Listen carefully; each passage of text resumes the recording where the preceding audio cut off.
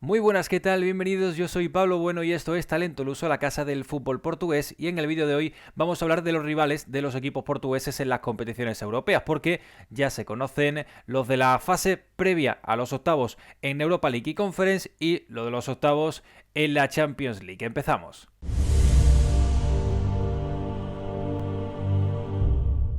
Vamos a comenzar con el Benfica de Roger Smith, que ha hecho una fase de grupos impecable, inmaculada, casi perfecta, porque no se le puede poner ni un pero al equipo de Roger Smith, al equipo de Rafa Silva, de Florentino, de Enzo Fernández, en fin, ya nos vamos conociendo. Yo creo que ya el mundo del fútbol como tal va conociendo a este gran Benfica que, como digo, ha hecho una fase de grupos incluso superando al Paris Saint-Germain. Eso lo dice todo al nivel al que se ha puesto en la competición europea, en la Liga de Campeones. Se va a enfrentar al Brujas, el equipo revelación en gran parte de la fase de grupos, que sorprendió al Porto en el Estadio do Dragão. De hecho, le encajó un 0-4. Es verdad que después el Porto en Bélgica se lo devolvió y también le marcó ese 0-4, y finalmente por ese resultado, por ejemplo, entre otras pérdidas de puntos, ha quedado segunda y por eso está enfrentándose al Benfica en los octavos de final de la Champions.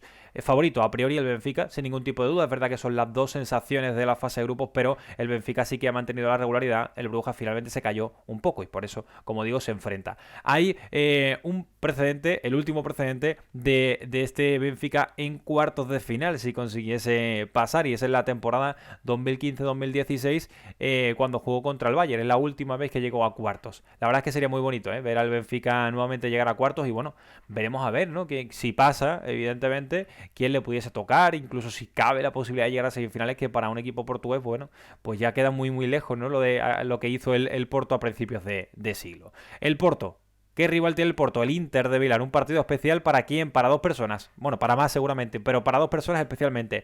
Para José Mourinho, un técnico portugués que consiguió ser campeón de Europa con el Porto y después con el Inter. Bueno, muy recordadas, dos de la Champions, yo creo que más recordadas del siglo XXI. Incluso si nos vamos a lo largo de la historia, también estará dentro de esa terna de un poco imprevisibles. No eran los favoritos en su momento, mucho menos el Inter, o sea, mucho menos el Porto.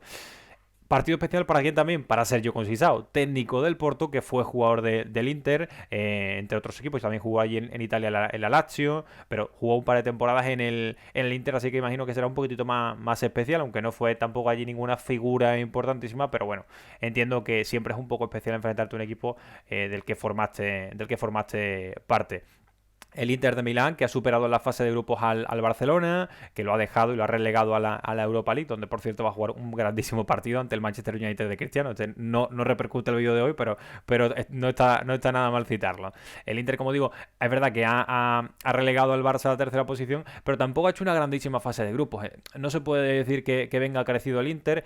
Todo esto, tanto lo del Benfica como lo del Porto, como lo que vamos a hablar del Sporting y del Braga, todo es un poco, todo entrecomillado, todo cogido con pinzas, porque estamos en noviembre y los partidos se juegan en febrero. Queda muchísimo, hay un mundial de por medio, queda, como digo, mucho. Las cosas pueden cambiar, pero bueno, a priori, a día de hoy, podemos analizar esto de la siguiente manera. En la temporada 2021 el Porto llegó a cuartos de final, es decir, pasó los octavos de final. Llegó a unos cuartos cuando fue eliminado por el Chelsea. No sé si se acuerdan, en esa época post-COVID. Bueno, todavía estaba el COVID un poco ahí en el aire. Y de hecho los partidos se jugaron en Sevilla, en la ciudad de Sevilla, en España, porque por el tema de los vuelos y demás, los movimientos, bueno, pues así se tuvo que hacer. Existe un precedente entre Inter de Milán y Porto en octavos de final, precisamente. Fue la temporada 2004-2005 y pasó el Inter.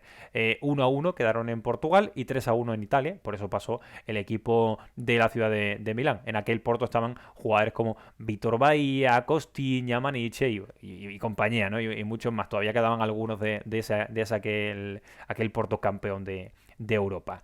Pasamos de equipo y hablamos del Sporting Club de Portugal, que yo creo que ha sido el más beneficiado de todos, con los rivales que le podía tocar al Sporting. Bueno, le podían tocar equipos clubes de mucha talla a nivel histórico, y le ha tocado el Midtjylland, que evidentemente no hay que desmerecerlo. De hecho, ha hecho una fase de grupos bastante buena, porque ha quedado segundo en un grupo con Feyenoord, finalista de la Conference la temporada pasada, ante la Roma de Mourinho. Ganó la Roma, y también ante la Lazio, un equipo que suele estar acostumbrado a jugar competiciones europeas.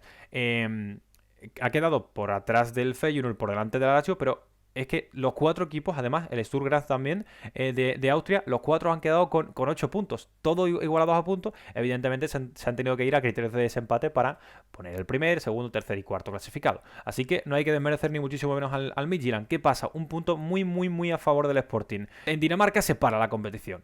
Se para la competición, además de por el Mundial, como lo hacen todas las ligas, en diciembre, enero no se juegan partidos. ¿Eso qué quiere decir? Que, lo tengo por aquí el dato, el 13 de noviembre juega su último partido el Midtjylland de Liga Danesa y el próximo partido oficial que juega es contra el Sporting, ya en febrero. Por lo tanto, le faltará muchísimo, muchísimo rodaje. Hay, por cierto, un precedente entre estos dos equipos. Jugaron en la primera ronda en la temporada 2001-2002 de lo que ahora es llamado Europa League, en su momento Copa de la UEFA, y el Sporting goleó 0-3 en Dinamarca y 3-2 ganó en Lisboa. Esto simplemente como precedente, pero bueno, son clubes que se han enfrentado. No sé si algún miembro del club y demás quedará, pero bueno, algún precedente, ¿no? Y el último enfrentamiento europeo de un equipo portugués será el de el Braga, que jugará la previa a los octavos de la Conference League, al igual que el Sporting jugará la previa a los octavos de la Europa League.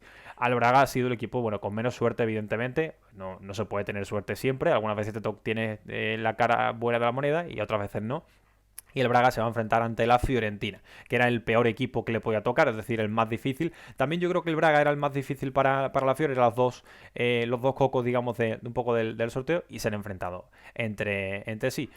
Para mí este partido demostraría si el Braga está o no capacitado para ganar la competición de la Conference, que lo hemos hablado estos días en el podcast de Talento Luso, en Café Luso, con Jesús.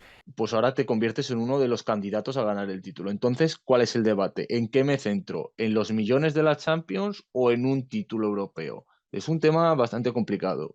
Si consigue creerse capaz de ganar esta competición, ojo, porque podría sumar su primer título europeo. Para eso se ha generado la Conference, para equipos que se les queda un poquito grande de momento la Europa League, y la Conference está ahí, una tercera competición europea que a mí no me parece nada mal. Si consigue pasar contra la Fiore, después los equipos que han quedado primeros de grupos, en la fase de grupos de la Conference, que son los que están esperando ya en octavos, yo creo, de todos los que son, los que a priori son favoritos si tocara contra el Braga, son West Ham, sin ningún tipo de duda, Villarreal, y después hay equipos que yo ya veo más parejos, como son el Niza, el AZ, el Istanbul Basaksehir, y equipos que a priori serían incluso inferiores que el Braga, que son Djurgården, Sivasspor y Slovan Bratislava. Así que yo creo que si pasa contra la Fiore, podría tener, bueno, no te voy a decir favoritismo, pero podría empezar a creerse el tema de ganar una competición europea. Estos son los 4 equipos portugueses que siguen Europa, de aquella manera algunos, otros a paso firme como Benfica y Porto, y esos son los 4 rivales que le han tocado. Ya hablaremos, evidentemente, de los partidos cuando toque, cuando se acerque el mes de febrero, ya hablaremos de cómo llegan los equipos. Muy importante, por cierto, lo de Sporting, que el equipo danés, el Midtjylland, no va a competir de aquí a febrero. Eso, evidentemente, es un punto muy a favor. Así que nada más, si quieres más fútbol portugués, aquí suscríbete a Talento Luso.